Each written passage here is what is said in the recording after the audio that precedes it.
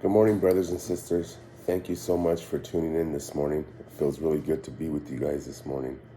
Um, Keep me in prayer. Today is our another visit to the doctor and possibly get another, I think, a therapist, so they can both double team and making sure I get the help I need. So everything's been good. I've been looking over here at this First Peter chapter 4 and how he's talking about suffering. So we'll just get into that real quick. First Peter chapter 4 verses 15 through 19.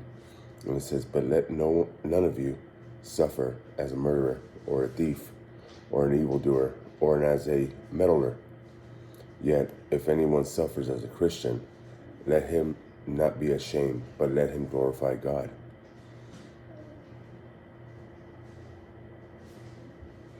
In that name.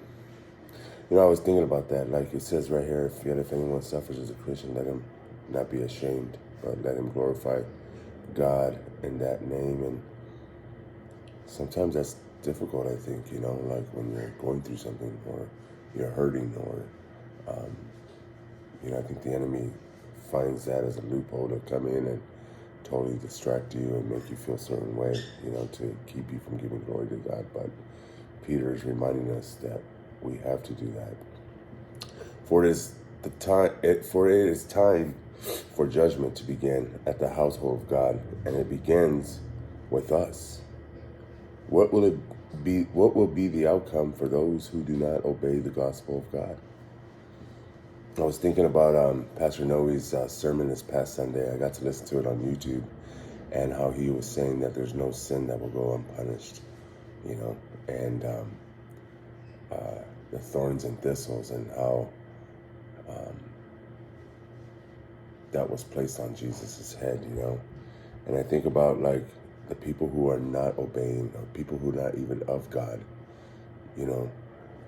how it's sad because their sin will not, neither will ours, but I mean, we got God's grace on our side, and man, praise God for that. Sometimes I was telling my best friend Chris, like, man, it's kind of crazy because sometimes we say, "Oh man, we're covered by grace," but when you sit there and actually think about like what the way Pastor Noe put it, it's like no sin will go unpunished. Like, man, I'm really grateful for grace, because otherwise we'd be in a world of trouble. Verse 18, "And if the righteous is scarcely saved, what will become of the ungodly and the sinner?" And I've been looking up this word scarcely, because I really didn't know what it was talking about. I'm not that much of a genius here, but I thank God for Google. And so scarcely has only been used twice in the Bible, and it's been used in Romans. Hold on a second. It's been used in Romans chapter 5, verses 7, where it says, "For scarcely for a righteous man will one die, yet pre-adventured for a good man, some would even dare to die." So I started looking up the notes because I was like, okay, I want to understand a little bit more. So it goes back to verse 17, and it says, "In the Old Testament house of God refers to the temple, but now God's people are his temple. Judgment beginning with God's house alludes where the Lord purifies his people. Judgment here is not punitive, however, but purifying and cleansing the suffering of God's people refines them."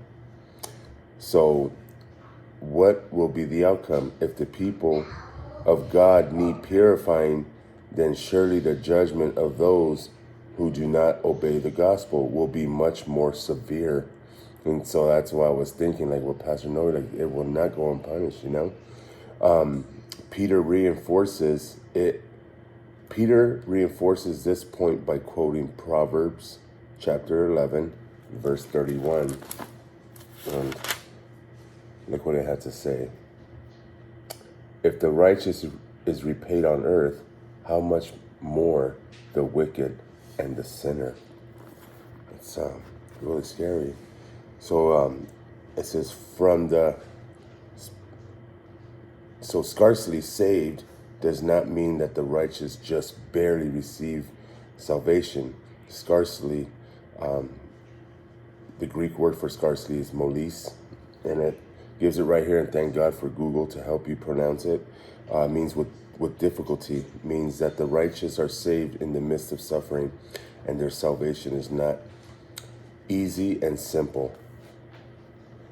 So after that, after reading the notes, and I'm telling you guys, you want to get a study Bible, because man, if I didn't have these notes, I would have been lost. Like I would have been scrambling, because I don't, the notes really help you understand it.